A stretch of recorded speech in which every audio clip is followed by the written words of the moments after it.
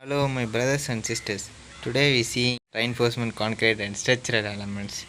We can see it a method of design of concrete structure. The working stress method. Example: retaining walls. Working stress method la retaining walls, water tanks, bridge, PR. இந்த மெத்தடை வச்சு இதெல்லாம் construct பண்ணுவாங்க. Limit state மெத்தடில் factor of safety plus factor of serviceability. இந்த மெத்தடை வச்சு ஒரு பில்டிங்கோட சேஃப்டியும் அதோட சர்வீசிபிலிட்டியும் செய்வாங்க. Ultimate head method.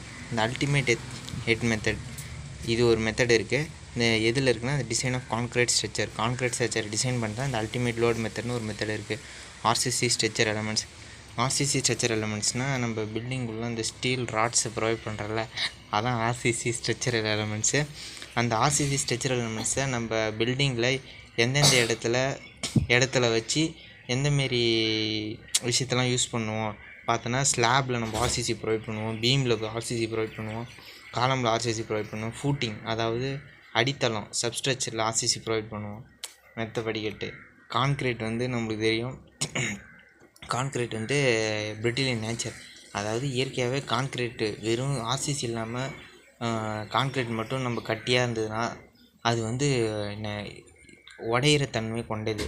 Steel ductile in nature, steel நேச்சராகவே துருப்பிடிக்கிற தன்மை உடையது. Loads on structure. ஒரு ஸ்ட்ரக்சர்னு ஒரு பில்டிங் இருக்குது. அந்த பில்டிங்கில் எந்தமாரி லோடெலாம் ஆக்ட் ஆகும்னு பார்த்தோன்னா, dead load, live load, wind load, snow load and other environmental load, sea spring load. ஸ்னோ லோடுனால் இந்த ஊட்டி, அந்தமாரி பனியோட்ட மாநிலங்கள், நாடுகள், அந்தமாரி நாட்டிலலாம் பில்டிங் மேலே அந்த ஸ்னோலாம் தங்கும். அப்போ இந்த சப்ஜெக்டோட ப்ரொசீஜர்னு என்னென்னு பார்த்தோன்னா, ஒர்க்கிங் ஸ்ட்ரெஸ் மெத்தடு பார்ப்போம். ஒர்க்கிங் ஸ்ட்ரெஸ் மெத்தடுன்னு ஃபார்முலா இருக்குது. Formula use in working stress method. என்ன ஃபார்முலானா, இது இருக்குல்ல, b × n²/2 = m × AST × d - n. இது ஒர்க்கிங் ஸ்ட்ரெஸ் மெத்தடோட formula. Equality method of area above and below natural axis. It does not feel tension and compression. அதாவது equality method of area above below the neutral axis. ஒரு structure இருக்குது, அதாவது beam, column இல்லை slab. அந்த ஸ்ட்ரக்சரோட centre of gravity neutral ஆக்சிஸில் இருந்ததுன்னா அது எந்த ஒரு டென்ஷனும் கம்ப்ரெஷனும் ஃபீல் பண்ணாமல் அந்த ஸ்ட்ரக்சர் நீண்டு வாழும். Moment of resistance and tension. அதாவது கான்க்ரீட்டில் டென்ஷனை பண்ண வைக்கணும்.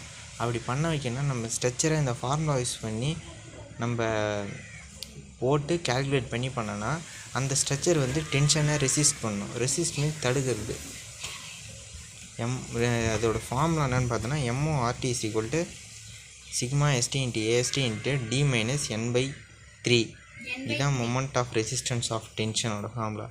MORCனா மொமெண்ட் ஆஃப் ரெசிஸ்டன்ஸ் ஆஃப் கம்ப்ரெஷன்னா நம்மளுக்கு தெரியும், அழுத்துறது. அதாவது ஒரு ஸ்லாபுக்கு மேலே ஒரு கம்ப்ரெஷன் ஏற்படுது, ஒரு லோடு அங்கே ஆக்ட் ஆகுதுன்னா அந்த லோடை நம்ம ரெசிஸ்ட் பண்ணுறதுக்கு இந்த ஃபார்முலா யூஸ் பண்ணி கால்குலேட் பண்ணி நம்ம ஸ்ட்ரக்சரை பில்ட் பண்ணால் அந்த கம்ப்ரெஷனை ரெசிஸ்ட் பண்ணும். அதுக்கான ஃபார்முலா என்னென்னு பார்த்தோன்னா, 1/2 × σCBC × B × n × d - n/3. இது மொமெண்ட் ஆஃப் ரெசிஸ்டன்ட் ஆஃப் கம்ப்ரெஷனோட ஃபார்முலா. வேறு க்யூனா நம்மளுக்கு தெரியும் டிஸ்சார்ஜோட ஃபார்முலா என்னென்னா, 1/2 × σCBC × J × K. J = 1 - K/3. Formula என்னென்னா 93.33/93.33 T கிரிட்டிக்கல் நியூட்ரல் ஆக்சிஸ் பார்த்தோன்னா, இதெல்லாம் என்னென்னா இந்த DRC design of concrete and structure சப்ஜெக்ட்ஸோட பேசிக் கான்செப்ட்ஸ். அந்த பேசிக்ஸ் கான்செப்டில் இருக்கக்கூடிய ஃபார்முலாஸ் அதை தான் நம்ம இப்போ பார்த்துக்கிட்டு இருக்கோம்.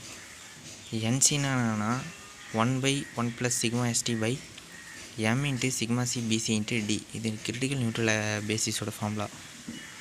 Allowable steel in structure. σy என்னென்னா characteristic strength of steel. M modular கிரேவிங் டைப் 1 ப்ராப்ளம்.